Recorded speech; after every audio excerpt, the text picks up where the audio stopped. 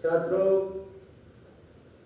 अब पिछले क्लास में लक्ष्मी पाठ जो कि पहली इकाई का पहला पाठ है, जिसके जो लेखक है जाने माने प्रसिद्ध कहानीकार गुरबच्चन सिंह जी।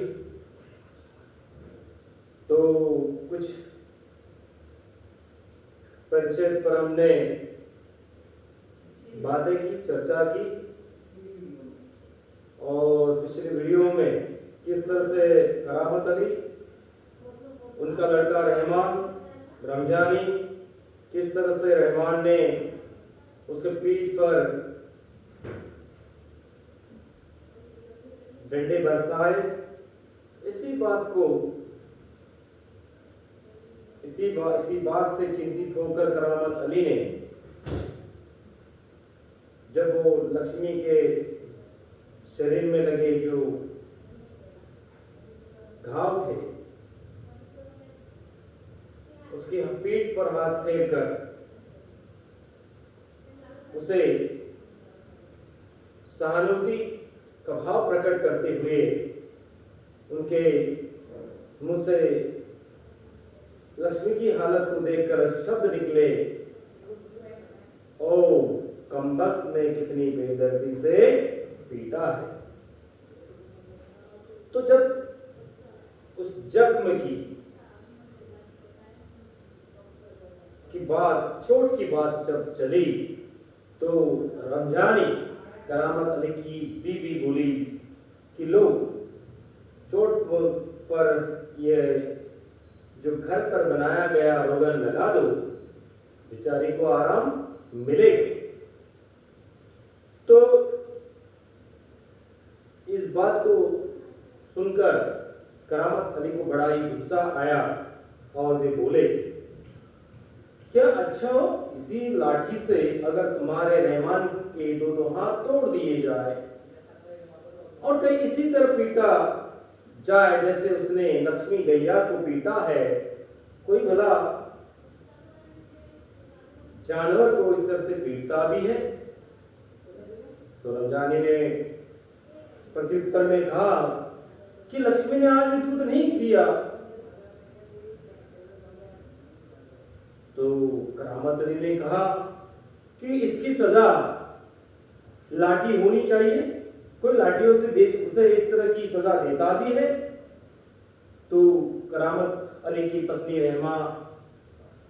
रहमानी ने बताया कि इस बात की गलती तो वह भी मतलब कबूल करता है, हाँ, कि उसकी हाथ से जो नहीं होना चाहिए था वो हो चुका है, वो माफी मांगता है। और पीछे हटते हुए कहा कि देखो जी, थोड़ा अपना ध्यान भी रखो, आजकल आपकी तबीयत भी ठीक नहीं चल रही है, नहीं तो पाँव इधर उधर गया तो फिर कमर सिकवाते रहना पड़ेगा। और इस तरह से रहमानी चली गई और करामत अली ने गाय के पीठ पर फिर सहलाया और मुंह में अपने आप से वो बातें करने लगा, बड़बड़ाने लगा और मानो लक्ष्मी से वो बातें करने लगा, कहने लगा कि लक्ष्मी तू मुझे माफ कर दे, रहमान बड़ा ही मूर्ख लड़का है, अब तो क्या, अब उम्र के साथ में तू भी बूढ़ा गई है, मतलब बूढ़ी हो चुकी है। और पिछली बार तो मैं जब डॉक्टर से मिला था डेयरी फार्म के, तो उस डॉक्टर ने भी बताया था कि अब ये तेरा आखिरी बरस है, साल है। तो मानो एक दूसरे से वो चर्चा वार्तालाप कर रहे हो, करामत अली और लक्ष्मी। और लक्ष्मी बेचारी शांत भाव से अपने जख्मों पर तेल लगवाती रही, रोगन लगवाती रही। और करामत अली को वो दिन याद आए जो उनके मित्र हुआ करते थे, जिनका नाम था ज्ञान सिंह। और ये जो लक्ष्मी गैया थी, गाय थी, ज्ञान सिंह जी की ही निशानी थी।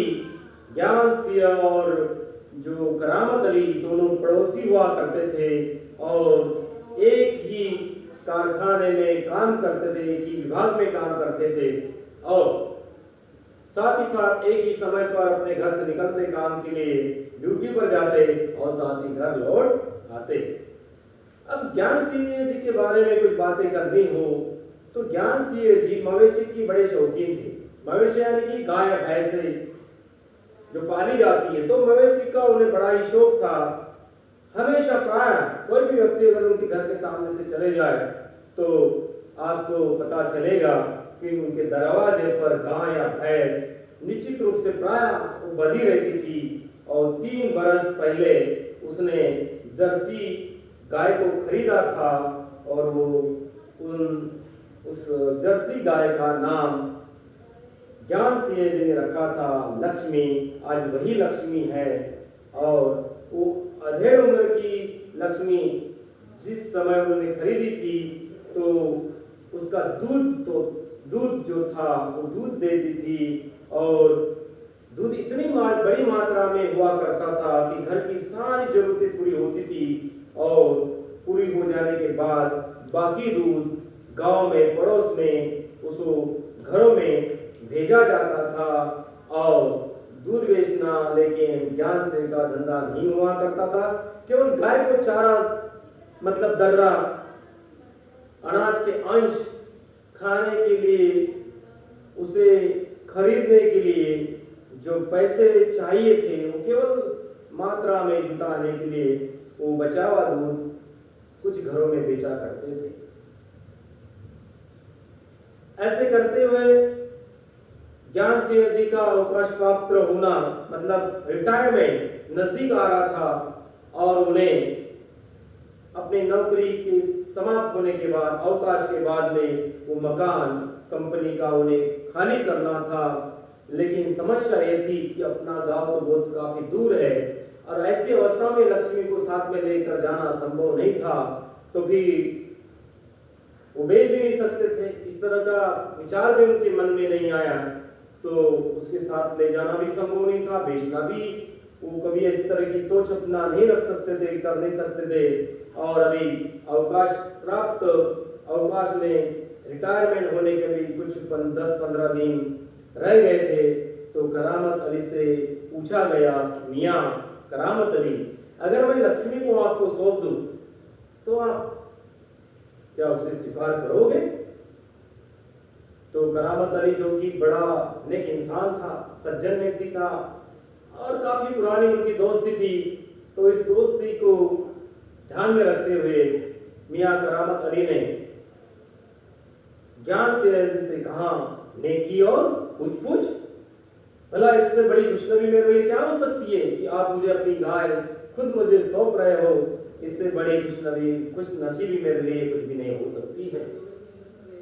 तो ये जो आज की तारीख में रहमान ने जो उसको मारा, पीटा, डंडे बरसाए, तो पिछले विगत 1 वर्षों से उनके मित्र ने जो उन्हें गाय दी थी, जो लक्ष्मी 1 साल से करामत अली के घर पर की शोभा बन गई थी और उस गाय की भी वो सेवा करता निरंतर आज तक आ रहा था, लेकिन आज तक उसने गाय की देखभाल में किसी भी तरह की कमतरता, कमी मतलब कसर भी नहीं छोड़ी थी। और इस तरह से उस करामत अली ने उस गाय के जख्म को, पीड़ा को, पीठ पर रोगन लगाने के बाद उन्हें तसल्ली नहीं हुई, संतुष्टि नहीं हुई, इत्मीनान नहीं हुआ और वह उसके सिर पर हाथ फेरते हुए उस लक्ष्मी को, उसकी चेतना संवेदनाओं को समझने का प्रयास करामत अली करते हुए दिखाई देता है। और बेचारी लक्ष्मी वह भी स्थिर खड़ी उसकी जिज्ञासापूर्ण दृष्टि को देखती रही और मानो कि लक्ष्मी करामत अली से कुछ कहना चाहती हो, यदि मैं तुम्हारे काम की नहीं हूं तो मुझे आजाद कर दो, मैं ये घर छोड़कर कहीं दूर चली जाऊंगी। इस तरह की बातें मानो करना चाहती हो। और करामत अली अब नियमित रूप से अपनी ड्यूटी का उसके समय हो गया था, काम का वो तैयारी में था, तभी रमजानी बोली कि रहमान के अब्बा, मैं तुमसे कुछ बातें करना चाहती हूँ। अगर लक्ष्मी ने दूध नहीं देगी तो हम इसका करेंगे क्या? और क्या किसी खूंटे से बांधकर इसके मरते दम तक, समय तक हम क्या इसे खिलाते पिलाते यूं ही रहेंगे? तो करामत अली ने कहा, भाई जानवर है, इसे बनाया है तो इसे खिलाना और पिलाना तो पड़ेगा, ये हमारा फर्ज बनता है, जानते हो। रमजान ने कहा कि जानते हो इस महंगाई के जमाने में सिर्फ सादा चारा देने में 300-350 रुपया महीने का खर्चा लग जाता है। तो करामत अली ने कहा, सौ तो है, इतना ही है। और इस तरह से बात करते हुए वो कारखाने की तरफ चल पड़े। रास्ते में जब वो कारखाने की तरफ निकल पड़े तो रमजानी की वो बातें उनके मस्तिष्क में घूमने लगी और विचार कर रहा था कि लक्ष्मी अगर दूध नहीं देगी तो निश्चित रूप से इस जानवर का वो करेंगे क्या? ये ख्याल तो उसके मन में आया नहीं था। जब जिस समय ऐसा भी आ सकता है कि बिना कुछ दूध दिए अगर लक्ष्मी को चारा खिलाना पड़े तो खर्चा काफी लगेगा, और ऐसे में सामने खूंटे से बांधकर गाय को, उस लक्ष्मी को मुफ्त में खिलाना पड़ सकता है। इस तरह का विचार इसके पहले जब तक गैया दूध देती थी उस समय तक तो सब ठीक ठाक था, लेकिन अब वो गाय दूध देना बंद कर दिया था। उसे कभी इसने सपने भी नहीं सोचा था कि इस तरह का भी दिन आ सकता है। और कारखाने का उसका दोस्त है जिसका नाम है नईम। तो नईम ने देखा कि करामत अली कुछ परेशान सा दिखाई दे रहा है, तो नईम ने पूछा, भैया भाई करामत मियाँ क्या बात है, बड़े परेशान नजर आ रहे हो, खैरियत तो है? तो करामत अली ने कहा, ऐसी कोई विशेष बात तो नहीं है। तो बताया, पूछा नईम ने, फिर कुछ तो होगा, तो क्या बताऊं? करामत अली ने नईम से कहा कि क्या बताऊं, गाय ने दूध देना बंद कर दिया है, बूढ़ी हो गई है, बिठाकर खिलाना पड़ेगा, और इस जमाने में गाय और भैंस को पालने का खर्चा तो आप नहीं भाई साहब जानते हो, इसमें परेशान होने की क्या जरूरत है, गाय को बेच दो। इस तरह का प्रत्युत्तर जवाब नईम ने करामत अली को सुझाव दिया कि इसे बेच दो। अगर गाय दूध नहीं देगी और उसे खिलाओगे पिलाओगे तो खर्चा तो लगेगा, तो ऐसा आप करो कि गाय को बेच दो, ना रहेगी समस्या, ना होगी परेशानी। तो इस तरह से बातें नहीं करने के बाद में करामत अली ने उसकी निशब्द होकर भरते हुए कहा, क्या परेशानी से छुटकारा पाया जा सकता है, बहुत आसान तरीका है, और इस तरह से लक्ष्मी को बेच दिया जाए। वो नईम के पास से हटकर काम में जुट गया, और इस तरह से रात को अपनी ड्यूटी खत्म होने के बाद, नाइट खत्म होने के बाद, समाप्त होने के बाद में वो सवेरे कारखाने से अपने घर लौटा, और रात की ड्यूटी लौटने पर वो लक्ष्मी से मिलता, बातें करता, और फिर उसको दूधता भी था, यानी कि उसका दूध भी निकाला करता था। घर में घुसते ही उसने देखा कि लक्ष्मी को सानी नहीं दी गई, खाना मतलब जो चारा नहीं दिया गया। तो उसने रमजानी से बोला, क्या लक्ष्मी को अभी तक चारा नहीं दिया गया, क्यों उसे खाना क्यों नहीं दिया गया? तो रमजानी बोली, रहमान से तो कहा गया था बेटे को कि बेटा लक्ष्मी को चारा खिला देना।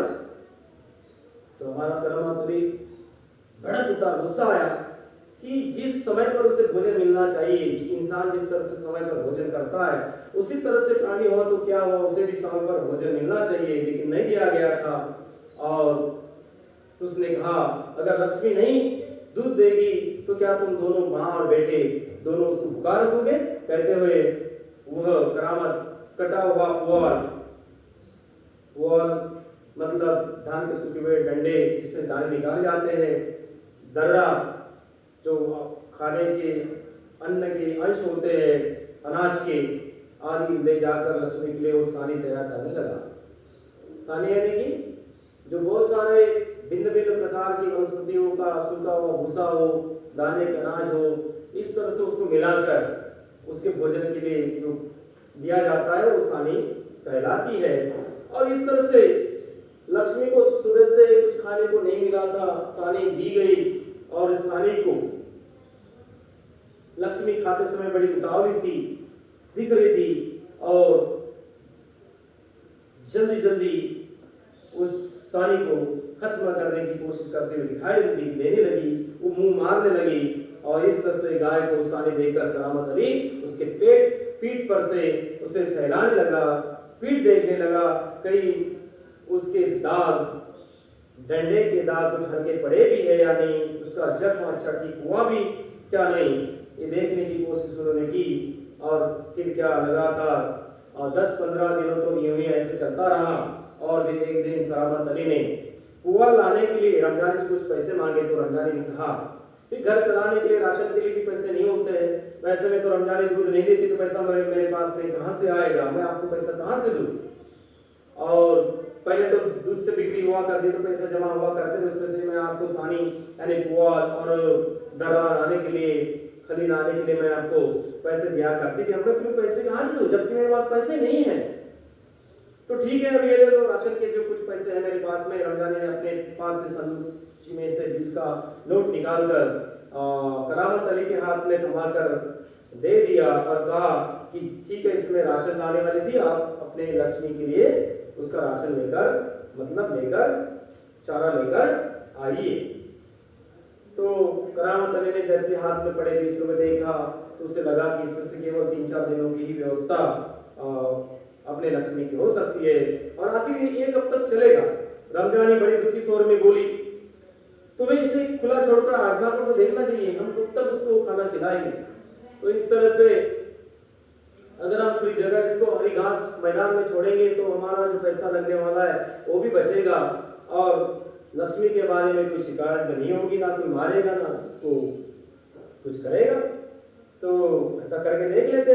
तो दूसरे दिन रहमान सवेरे 8-9 बजे एक करीब लक्ष्मी को इलाके में बाहर जहाँ नाला बहता है, झाड़ झंकाड़ है, जहाँ पर बहुत सारे पेड़ पौधे हैं, हरियाली हुई, वहाँ पर उस नाले के पास में जो हरियाली है वो जमीन पूरी नजर आ रही थी हरी।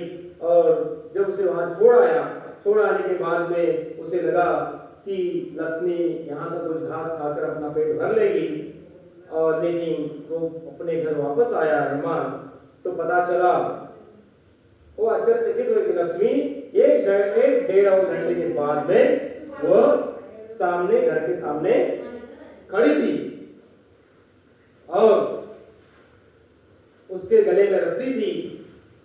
एक व्यक्ति उसकी रस्सी हाथ में थामे कह रहा था कि क्या ये गाय आप लोगों की है।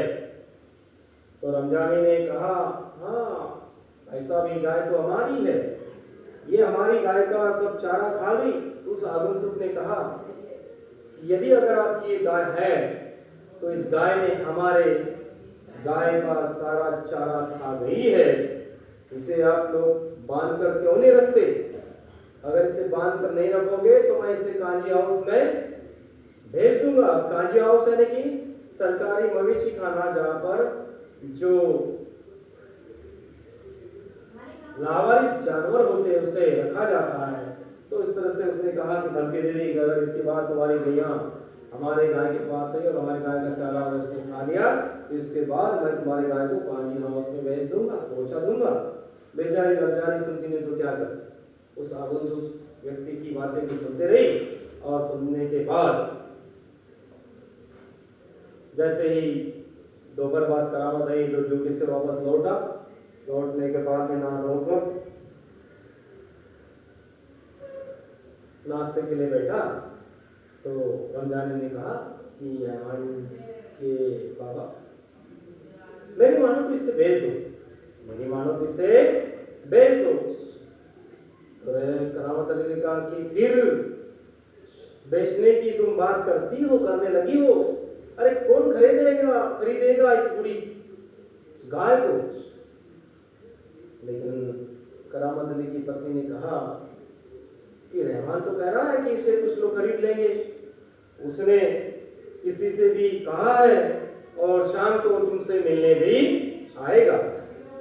लेकिन करामत को ये बात पसंद नहीं आई और वो खामोश रहा और उसे लग रहा था कि सब कुछ उसकी इच्छा के विरुद्ध होने जा रहा है, क्योंकि वो नहीं चाहता था जो वचन उसने अपने दोस्त मित्र ज्ञान सिंह को दिया था कि इसे कभी बेचेगा नहीं, लेकिन आज बात बेचने की हो रही है। तो उसे लगा कि शायद जिस पर कोई वश नहीं था। और इस तरह से मित्रों, यहाँ पर हम यही पाते हैं कि जो घटनाएं उसके सोच के विरुद्ध हो रही थी वो यही थी कि उसने जो वचन दिया था कि मैं तुम्हारे गाय को मरते दम तक, आखिरी सांस तक उसे कोई तकलीफ नहीं पहुंचने दूंगा और उसकी देखभाल मैं करूंगा। इस तरह का वचन, इस तरह का कमिटमेंट हमारे करामत अली ने ज्ञान सिंह से किया था। लेकिन अब वो कमिटमेंट कहीं उसे टूटता हुआ नजर आ रहा था और उसका डर उसे खा रहा था कि अब इसका परिणाम क्या होगा। तो हम यहाँ पर इस कहानी को रोकते हैं। आने वाले वीडियो में फिर हम क्रमशः इसको पूरा करेंगे और अगली क्लास में इसको हम लोग पूरा कर देंगे। धन्यवाद।